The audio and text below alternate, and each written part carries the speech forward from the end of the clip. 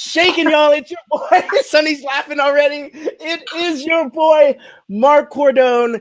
Golden Mike, episode 40-something. I totally forgot to look at the show notes what episode this is. We hope that you're doing well. Both of us are on both sides of the coast. Listen up, y'all.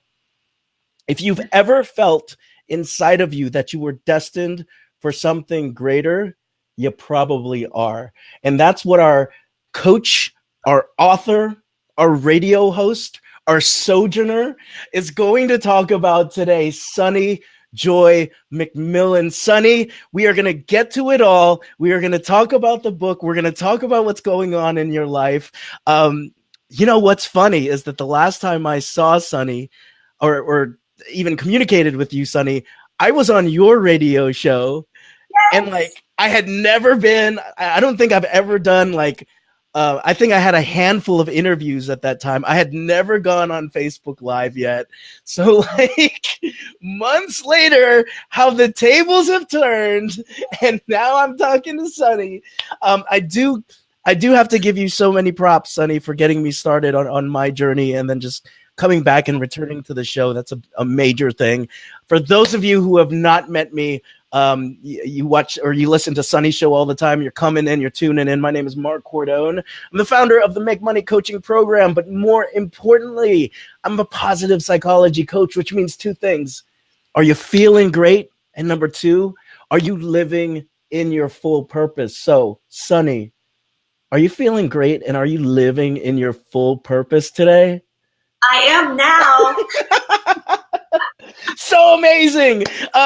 So for those of you who are feeling great today and are living in your full purpose on this Tuesday, Sunny, I want you to put your hands up and make a heart. I want you to show Sunny and I some hearts if you're feeling it, if you're feeling like you're living in full purpose and you're feeling good. It's good to see those hearts. Now, I also wanted to throw this out there. A lot of people think positive psychology is all about the craps and giggles and Taco Tuesday every single day. It's not. Sunny, stop laughing. Sorry. No, I'm just kidding. They think it's about all this stuff, but you know what?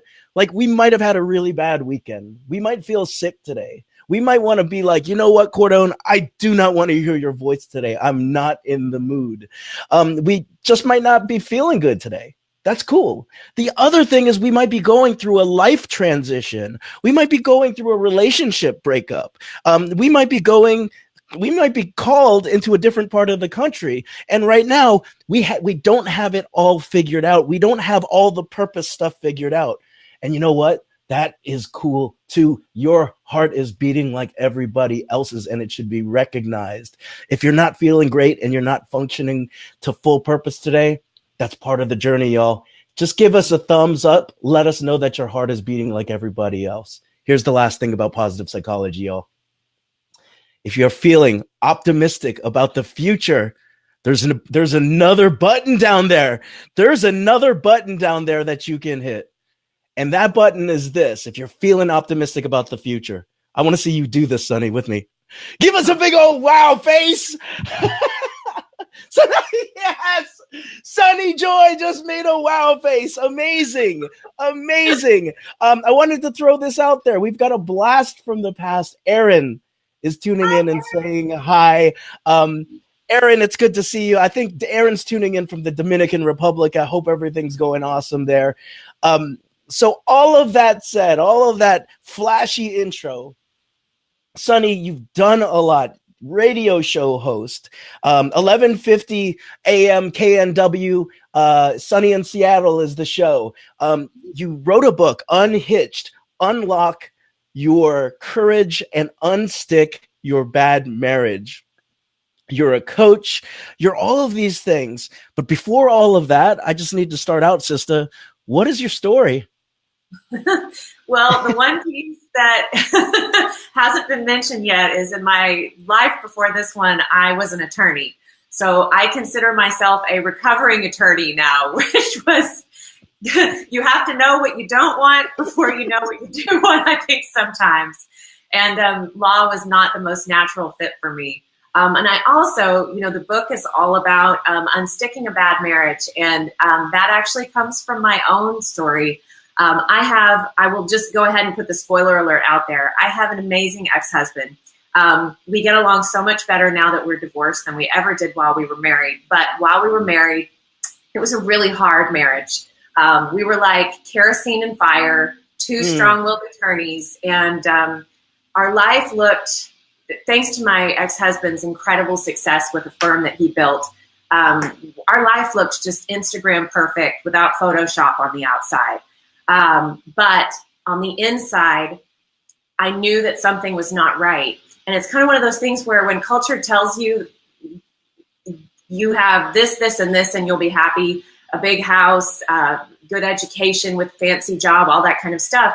But when I checked all those boxes off, there was something deep inside that still was very unfulfilled. And my book is dedicated to the women who are meant for more, or who feel they are meant for more. And while it didn't make much sense for me to feel like I wanted more, there was another layer that I wasn't hitting. Like, I wanted more soul fulfillment. I wanted more connection with my husband. I wanted more meaning in the work that I was doing in the world. And so I ended up leaving that life behind. I left my marriage. I left the practice of law. I left my home state of Texas. And just, Mark, we were talking about this before we went live. I started following breadcrumbs as what I believe is a benevolent universe, what the universe started putting in front of me in a way that I'd never had before. And by virtue of following those breadcrumbs, I created the life that I have now, co-created it, I would say. And I now have those touch points of meaning and connection and fulfillment and purpose in a way that I never did before. But it took stepping outside of culture's paradigm for me to be able to find that fulfillment. And ultimately what resulted in the book, which is equal parts a memoir of my story of a really tough marriage that not many people knew I was going through at the time, because I wanted everything to be perfect. And combined with also the process that I followed to really get that healing, to create the great relationship with my ex-husband, to decide whether to stay or go, really, and that to back it up even further. And then how to come out the other side of a divorce perhaps more whole than when I went into it, because I am more in touch with who I really am now. Absolutely. Well, I wanted to backtrack even further to sort of young Sunny, right? And so not that you're old Sunny. Damn it, Cordone. Duh, oh, no. I got to stop the show now. But let's talk about Sunny at age like 5, 6, 10, teenage Sunny. What were the messages you were getting about what relationships should look like? Because in many ways, I see you checking out these boxes, but the boxes were created for a reason, right? Yeah. And I like this question, Mark, because this is part of what a whole chapter of my book is devoted to, around the story. I call it your marriage story. But so the messages that I received were really based on the cultural soup in which I grew up, which is going to be the same for everybody in their family of origin or wherever you were raised and whoever raised you. I was raised in a very small town in far east Texas, so southern, very conservative Christian, most of the folks there. And when I talk about these things, I have no problems with any of this. Just as an adult, my values have changed somewhat. But at the time, I was told that the man is the head of the household. Marriage is hard. It is more important to keep up appearances than it is to be fulfilled or happy inside. Like, the outside is what matters more.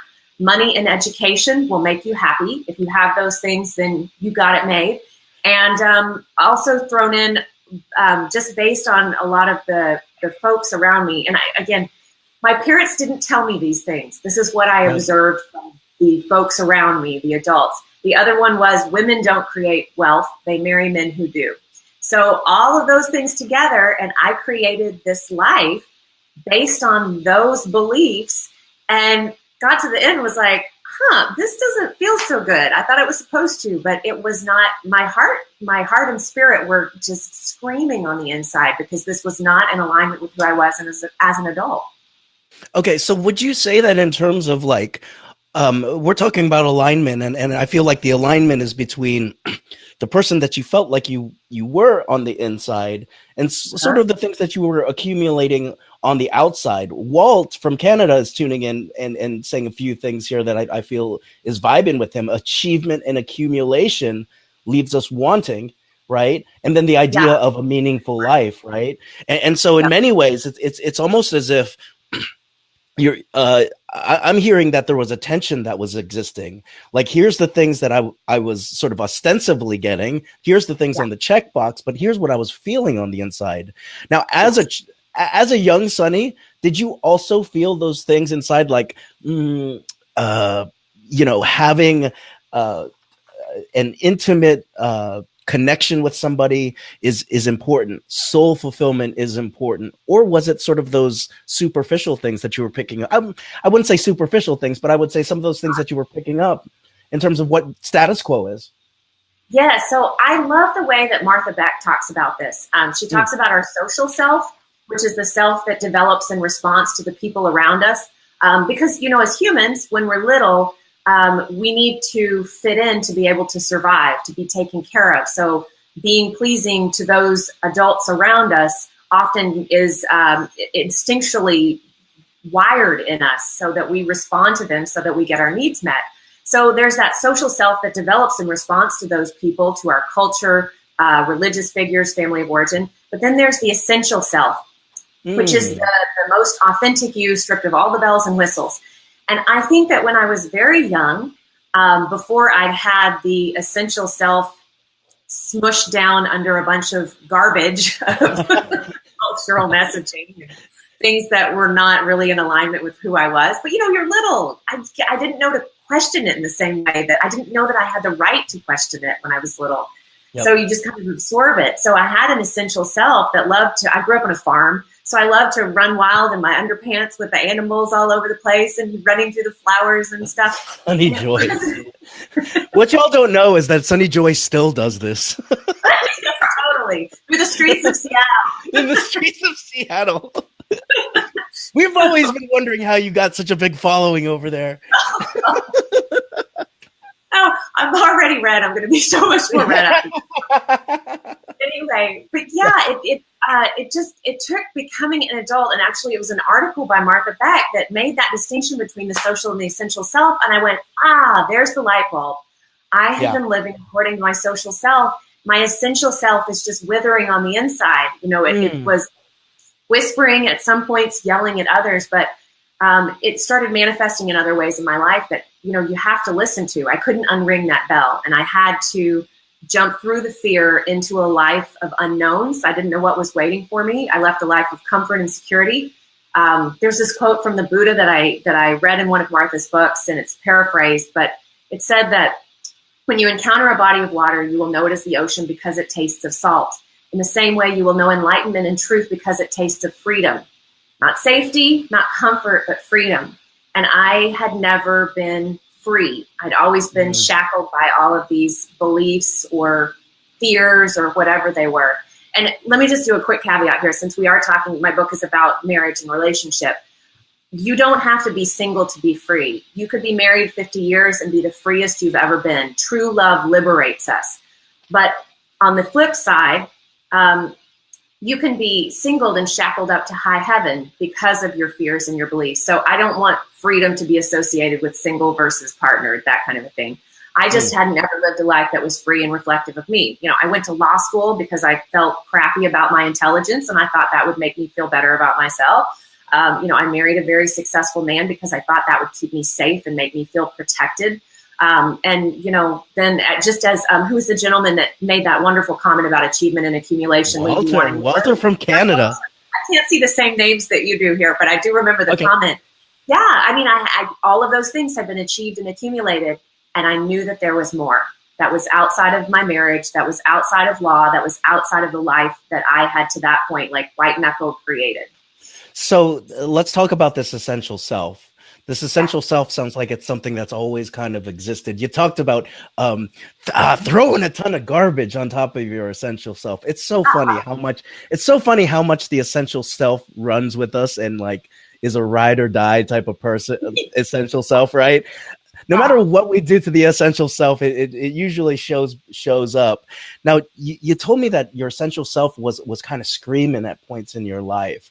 Did it really come to a head when you were looking at your marriage, or were there other times when you're like, law school, Sunny Joy, this is something that you're doing maybe for your social self, like, or was it really some point where it was like, this is my moment. This is my moment right now. So, I love that question, Mark, because everything else in my life was so comfortable at that point. I could have stayed there forever in tolerable, but not high performance, white light, blaze of glory stuff. I could have stayed, but my marriage, because it was so hard, like I said, really kerosene and fire. We just never could know.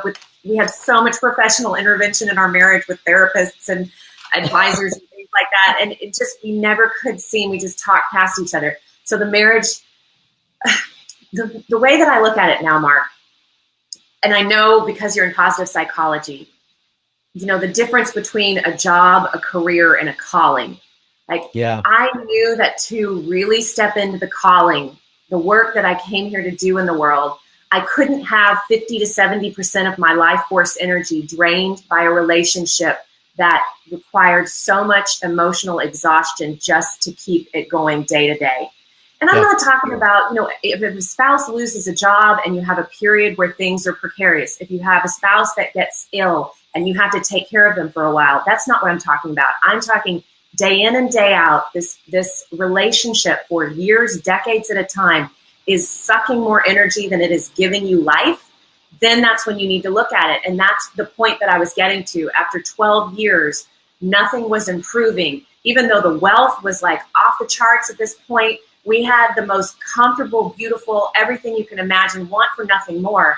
And yet we were just shells of people because the relationship was sucking us dry.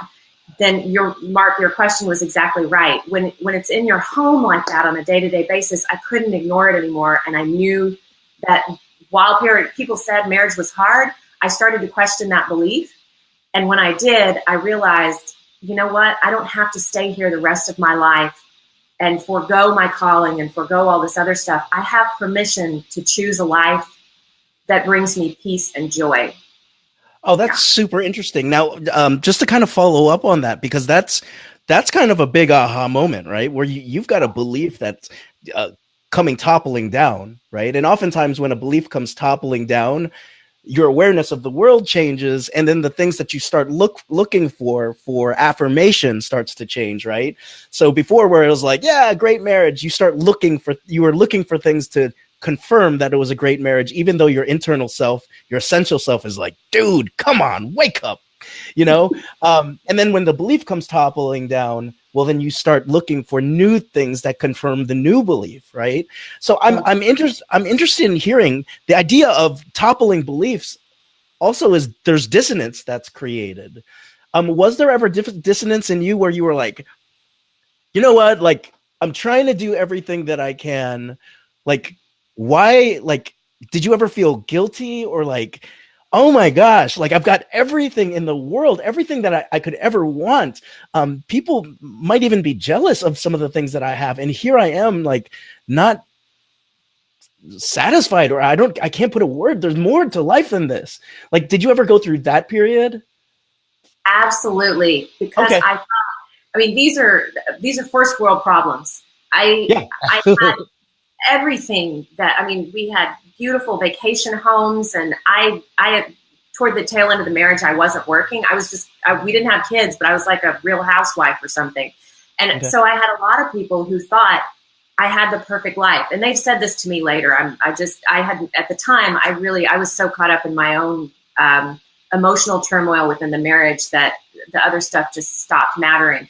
But yeah, there was a point when I thought, who am I to have all of this around me and think that I deserve something more? But the thing is, all of those things are the illusion.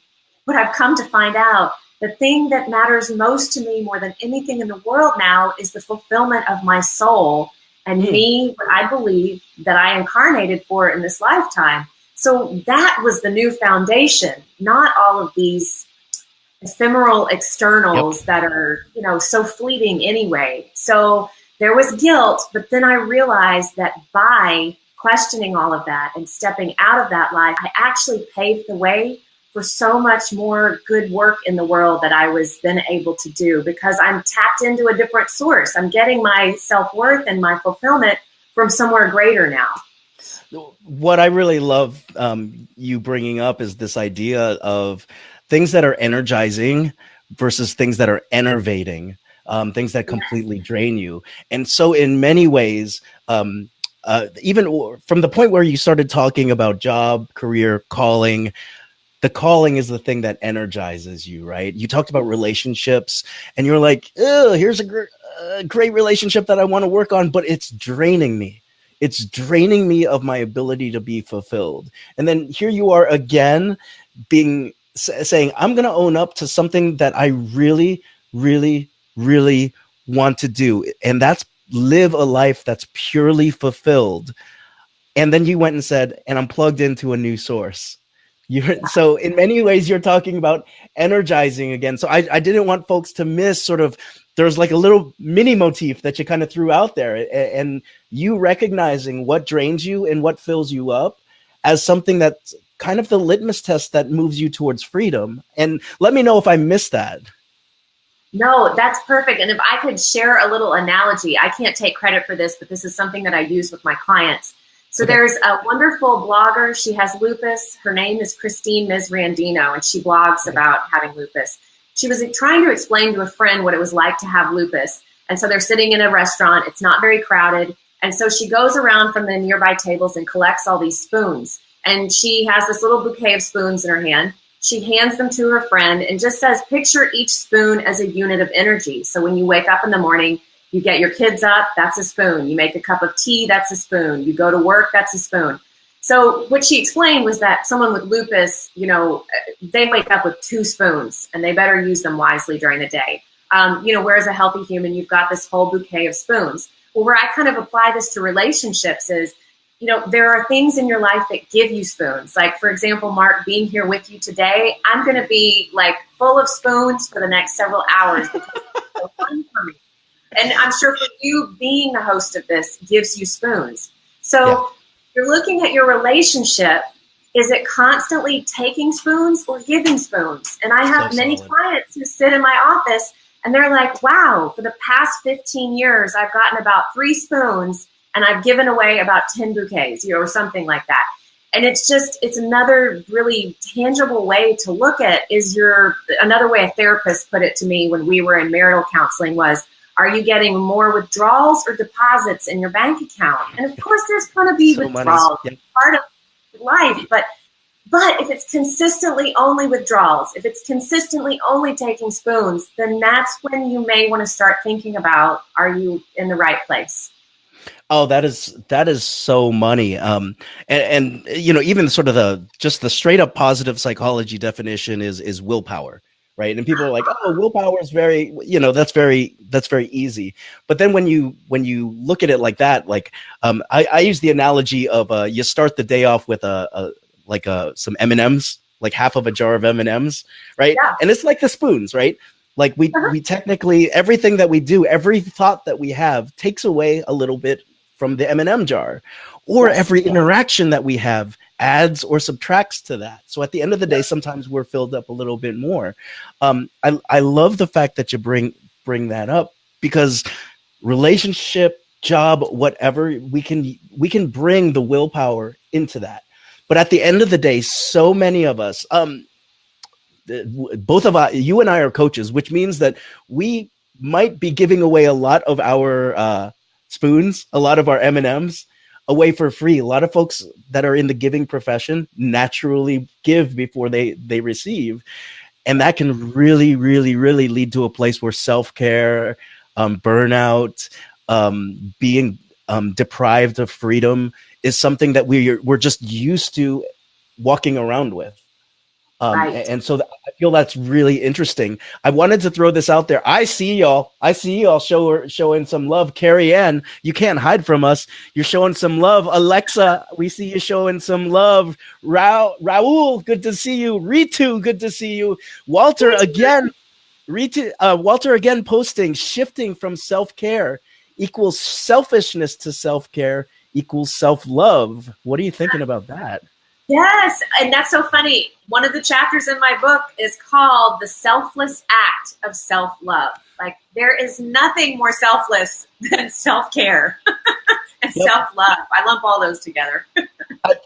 That is such a great thing, and I'm thinking about Sister Bell Hooks, who once. I don't know if it's Sister Bell Hooks. I'm sorry, I'm misquoting this person now. I'm gonna have to requote it in the show notes.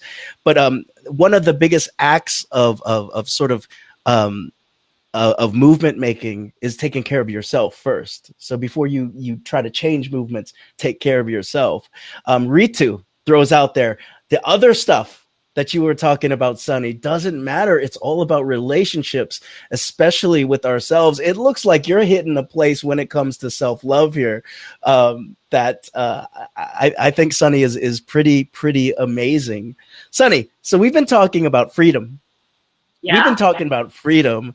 I'm curious about what it means to follow your freedom. Yes. Okay.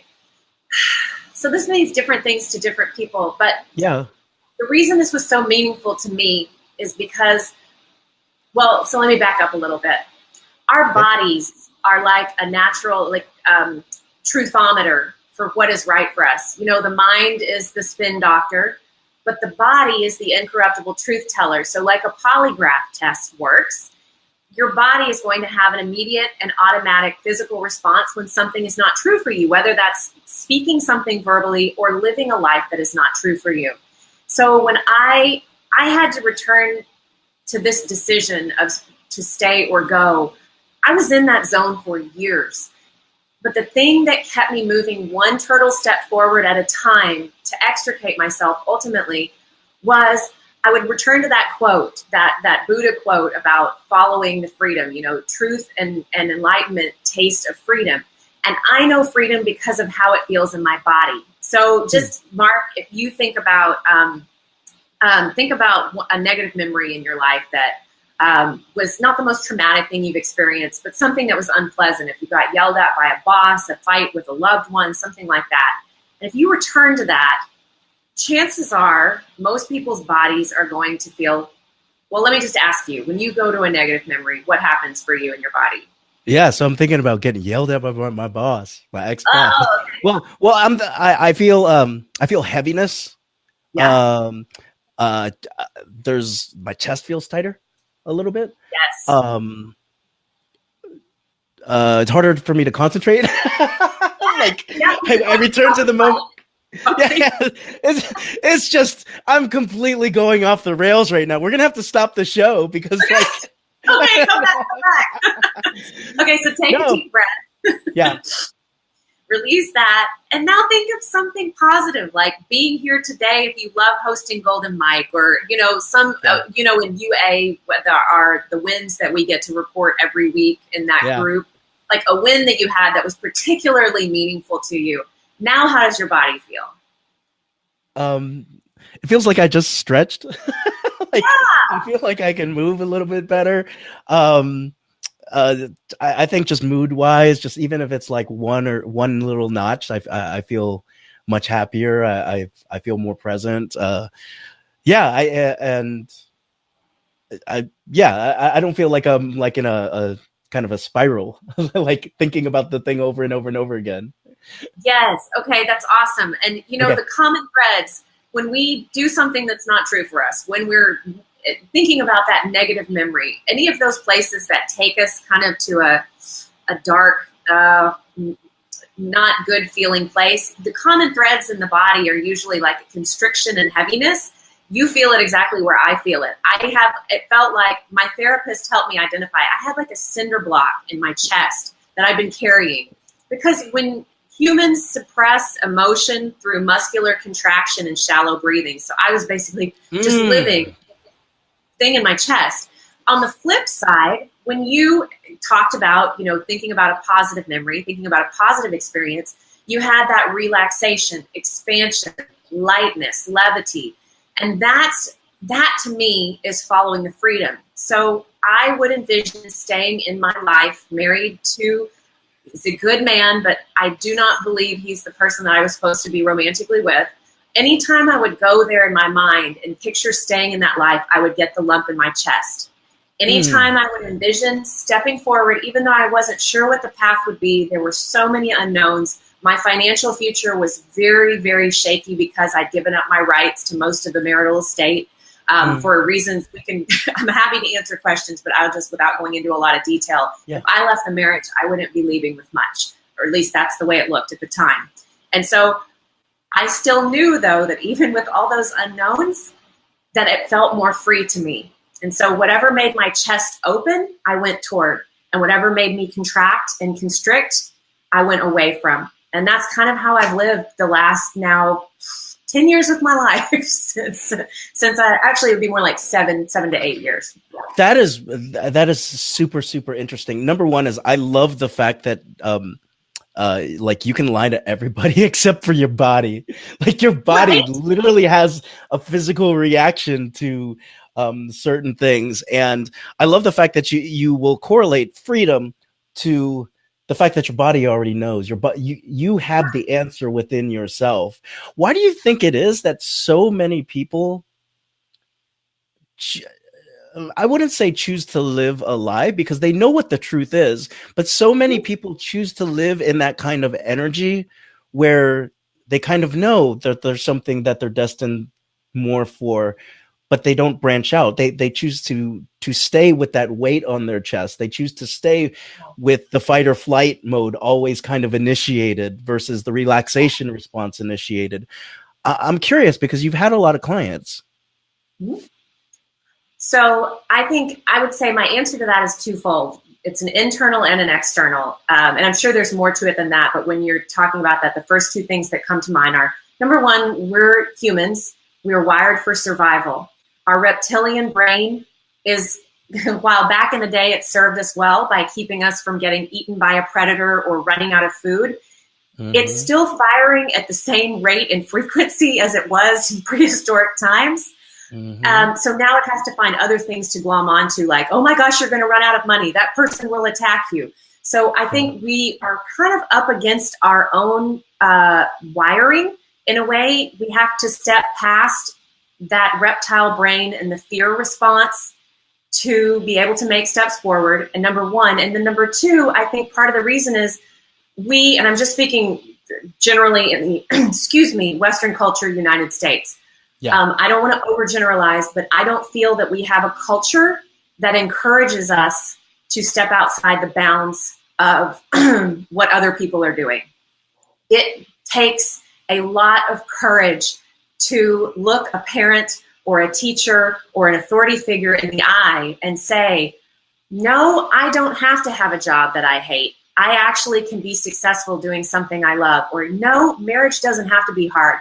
I believe that I can find a relationship that will be fulfilling and give me peace. So you've got to not only get over your own internal wiring, but you've also got to get past all of the pressure from outside that people are constantly piling on when you want to buck the system a little bit.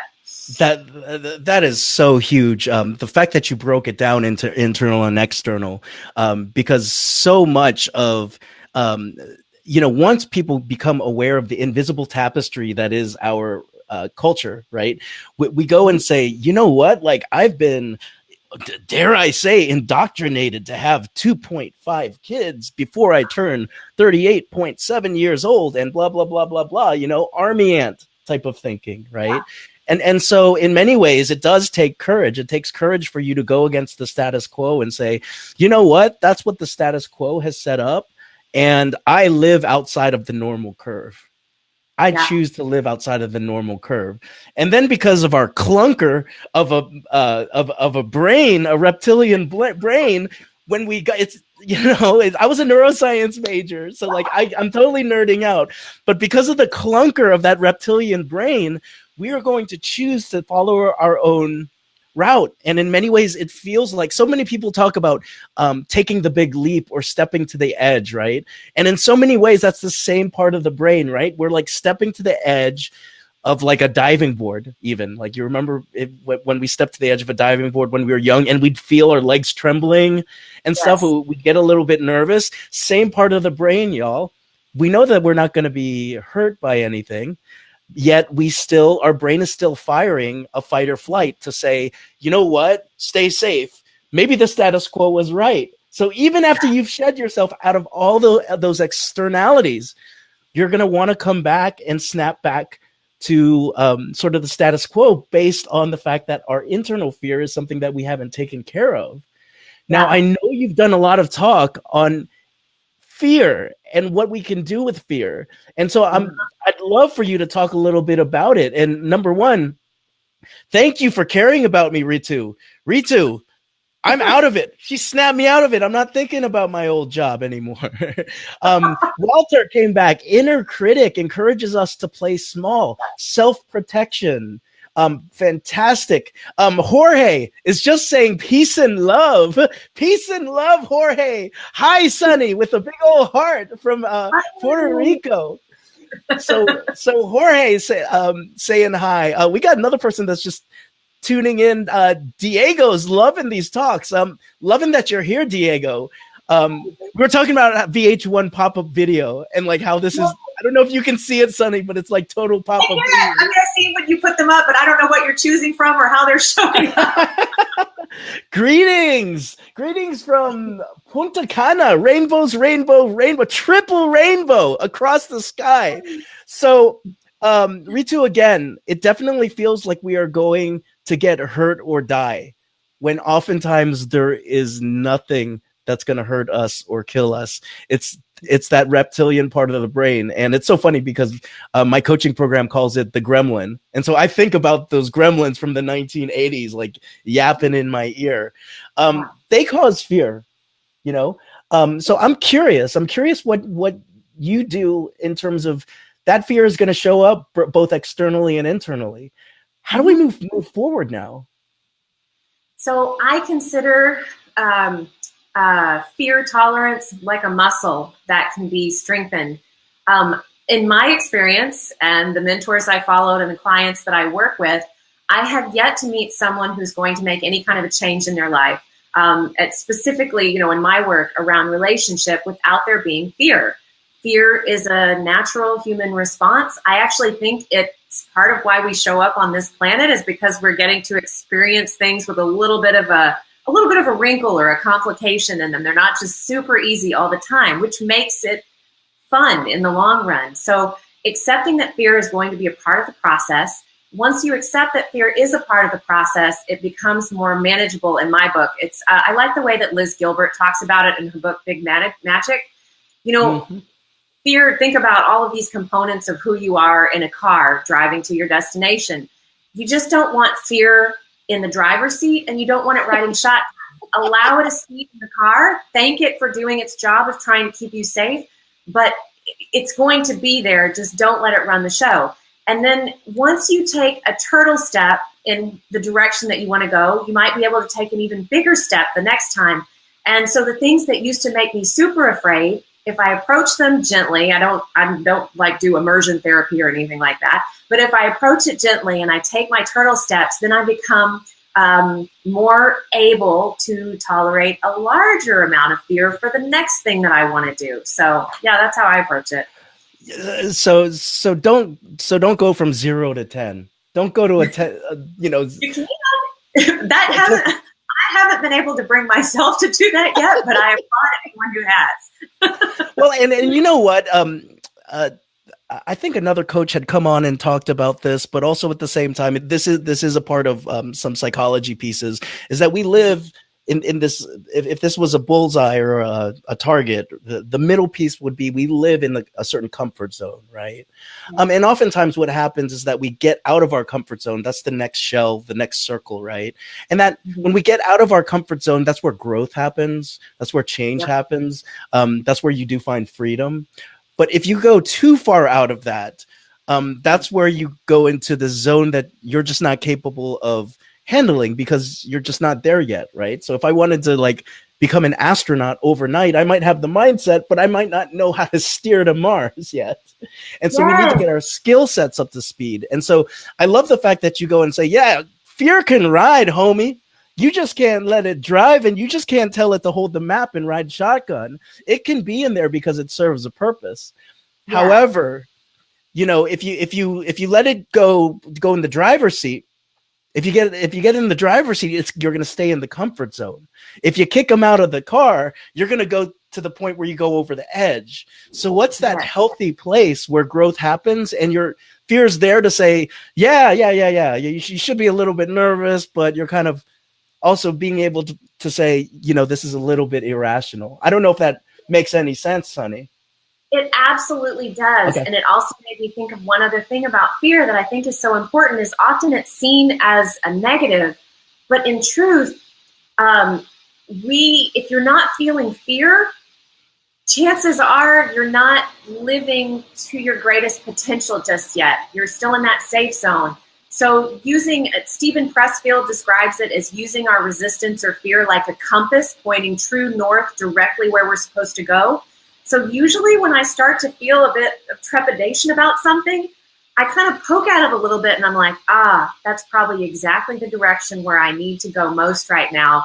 I know I'm getting to the good stuff because I'm feeling some fear. But it's diving board. Oh, go ahead. No. You're in flow. Go. Do it. You mentioned the diving board. And one of the analogies that I've heard that I think is so good is when you're on that high dive on a hot summer day, you look down at this crystal clear blue water that you know is going to be so refreshing. And you've got some butterflies because, as you said, your legs are shaking because there's still that big drop. But the difference would be on the high dive over a pool of toxic sludge that that not only is there the fear about jumping off the high dive, but once you hit it, it's just going to feel awful. So it's kind of playing with, is the thing that you're jumping into, does it feel more like a crystal clear pool, or is it just a pool of toxic sludge and it's just all around not the right choice for you? That is so money. And being a person I haven't jumped into toxic sludge yet. So I think that makes a lot of sense. You got some good conversations going. Ritu's coming back. Actually, there is a kind of death of our previous self. Sunny, I see you lighting up on that one. Yeah. We go through that ring of fire and you let go of who you thought you were supposed to be, in Joseph Campbell words, for who you are meant to be, basically. Absolutely love it. Walter is dropping some bombs on us today. Emotions are learned. Fear is learned. Acceptance and being is 100% engaged in the moment. Allows us to shut down the past and future thinking that comes with fear. Agreed. The second part of the dissertation, fear helps us take notice, and that awareness creates the responsibility we need to act. We might have to have Walter on the show at some point again. Note, nudge. Sunny, this is absolutely brilliant. And for those of you who thought that this was going to merely be a story about marriage, you see that it's not. Sunny has taken a deep dive psychologically, emotionally, neuroscientifically into what is going on when we have a great transition in our life. And obviously this book is a memoir, but it's also got these nuggets of ideas in terms of fear, freedom, understanding your story, from your marriage story to the stories that you've been brought up in terms of maybe some of the things we've been indoctrinated to think are true. And suddenly we're living that, what we thought was the truth out, and we realize those things are illusions. That has all come up today. Y'all need to watch the rerun of this, which we're going to be having for the next couple days, and see how, Sunny, you brilliantly unfold this story. Now, I got something called unhitchedbook.com that I'm going to post. What can you tell us about Unhitched book? Unhitched the book. Yeah, this book is for anyone, if you have any viewers or listeners who themselves are unhappy or unfulfilled in their marriage or feeling stuck, or they have family members.